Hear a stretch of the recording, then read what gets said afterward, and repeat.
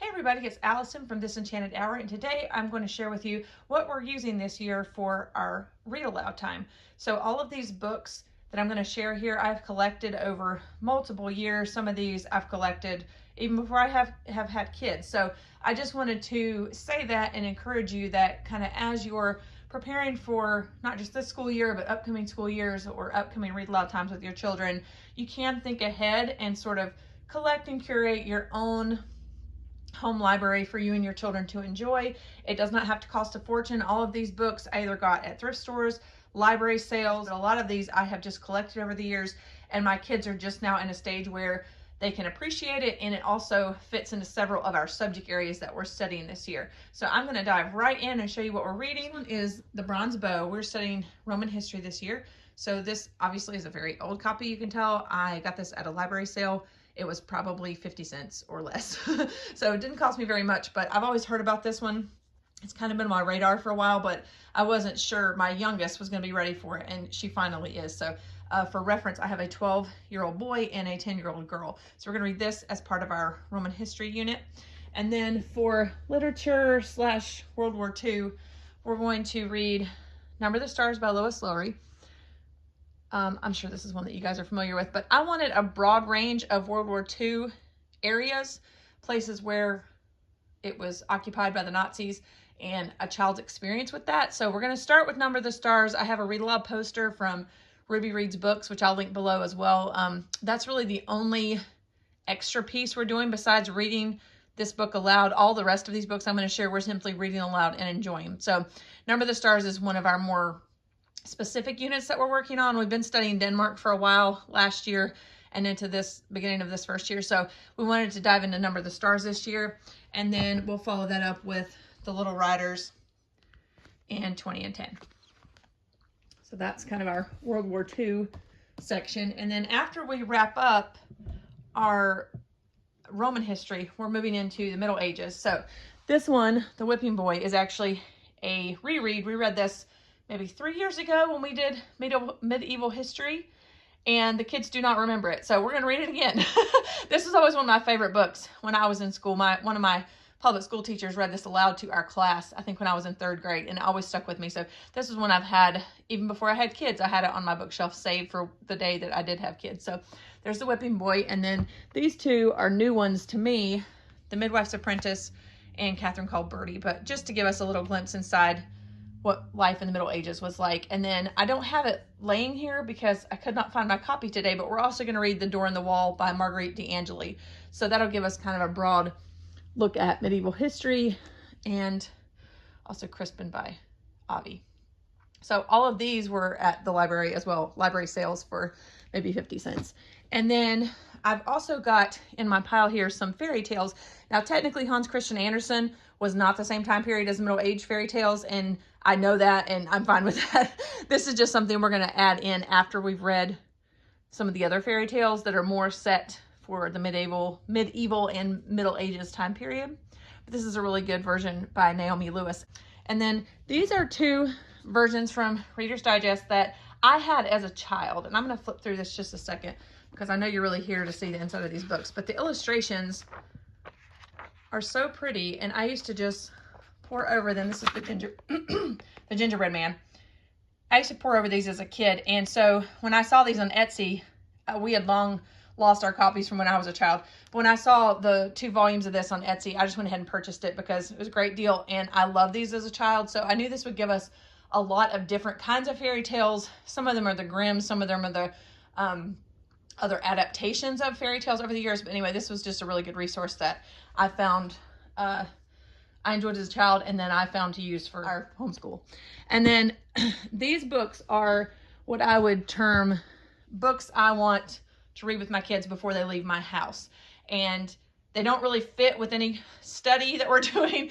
And I'm not going to make a whole literature unit out of them. We're simply going to read them and discuss them and enjoy them, because all of these books are fantastic, and they really lend themselves to great discussions and great questions about life and what's right and wrong, and how to make decisions, and how things you choose can lead to consequences, or other people's consequences can lead to other people's actions can lead to consequences for you. So I think now, with them being sort of those middle schooly years, late elementary, middle school years, ages 10 through 12, you know, going into 11 and 13 over the school year. I thought now would be a great time to introduce these books that have these really great questions for them to ponder about life.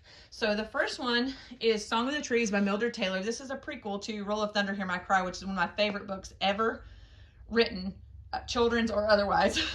So I was able to find a copy of Song of the Trees at our library sale. And the great thing is it matches the cover that I have for Roll of Thunder, Hear My Cry. There are several different covers for these, but this one just happened to be matching my copies. I was thrilled to find this.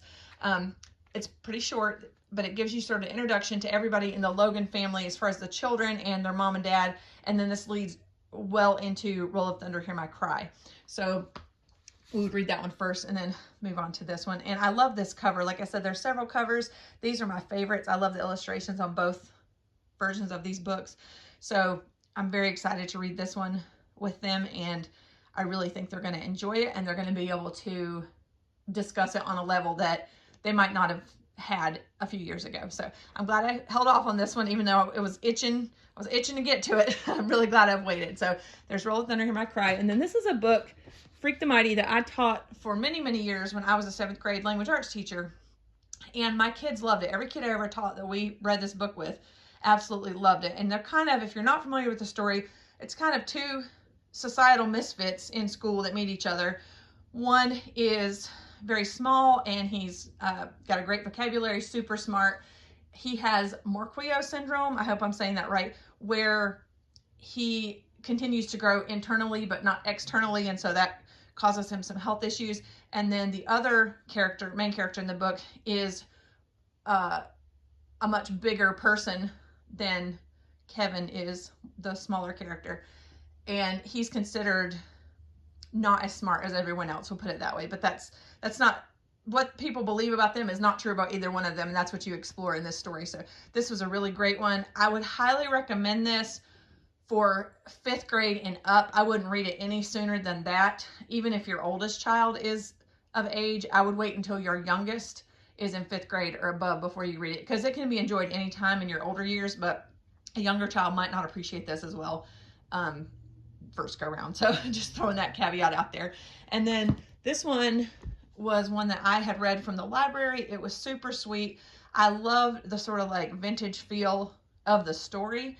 And then I also took some great pains to track down a copy with this particular cover, because they have different covers, but this little girl looks so much like my mom when she was a little girl that I just loved it. And I thought, if I could find a copy like that anywhere, I'm going to search high and low till I can find it at my price point. And I did. So I'm pretty sure I got this off of Etsy too, but I was very thrilled to find a hard copy that had this particular cover of Miracles on Maple Hill. They also have a very interesting dramatization of this on Hoopla. If your library has a Hoopla app, you can listen to Miracles on Maple Hill acted out with sound effects and different actors doing the voices and everything. It's really cool. But first go around, we're going to just read this through. And then the last pile that we're going to get to is, these are going to be books that don't really fit anywhere, and they don't, I don't have a specific timeline for when we would read these or when we would slide these in. They're just really good books, and I will make time to squeeze these in. Like if we've come off a really heavy book, say if we come off a Roll of Thunder, Hear My Cry, and we want something a little bit lighter or a little, maybe even a little more challenging. If we've had a little lighter book, we might want something a little more challenging. So let me move this first and show the more lighthearted one. Okay, so we found a copy of Because of Winn-Dixie at Goodwill recently. My daughter spotted it because we all love dogs, and she spotted the dog on the cover. And we've never read it. The kids watched the movie a long time ago, but they were so young, they don't really remember. So I thought, well, we'll read it again and then watch the movie, which is always a fun activity to do. And then this one, this was just a random title that I picked up at a local homeschool trade-in store. And what you do there, we're very lucky that we had this, but you can bring in your books that you're done with, trade them in for store credit, and then you can purchase books off that store credit within their vast used bookstore. So this was one that I grabbed, never heard of before. I'm surprised I haven't heard more about it, but it's about a little girl in the Bahamas and her brother. Her name is Morning Girl and her brother's name Starboy, and the chapters alternate between her and her brother's perspective. And there's a twist at the end that I don't want to give away, but the hint I will tell you is from the back. The year is 1492. So the twist at the end has something to do with that year. If your elementary age history is coming back to you, that year might mean something to you. So I don't want to ruin it, but I remember just picking this up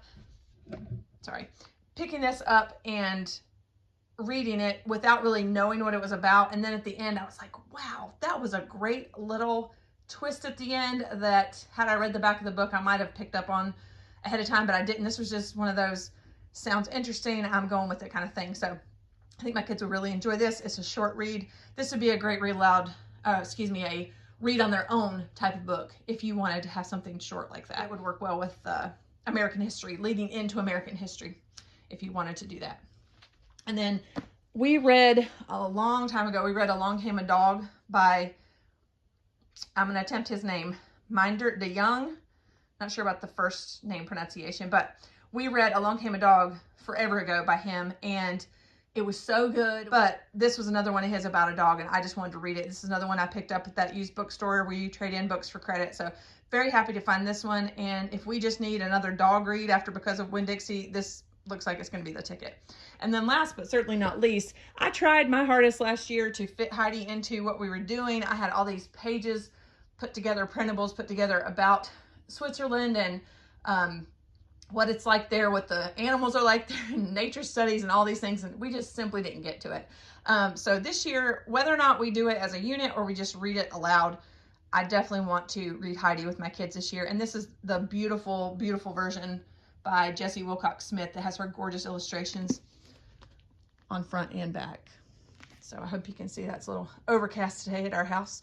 But I just wanted to share with you what we're doing for the school year. We do have curriculum. We're using that It May Go Well curriculum by Lamp and Light Living. I have a video about that on my YouTube channel if you want to check it out. But the core of our homeschool has always been books, and it always will be, because we love to read. The kids love being read to, and I love to read to them, and then they love reading on their own. So we're very much a bookish house around these parts. And I just wanted to share some ideas for you guys as you're looking for books, and maybe you go, oh, this would fit in well with our, fill in the blank unit. So just want to share this as some ideas and inspiration. I always love hearing what other people are reading. So definitely let me know down below in the comments what you and your children are reading, or maybe what you read last year that surprised you, or great books that you don't hear talked about a lot. I love to hear about hidden gem books. So share away in the comments below. And like I said, if you want to check out our main curriculum, that's also on my YouTube channel. I will link that below as well. And I hope you guys have a great week, and I will see you in my next video. Bye for now.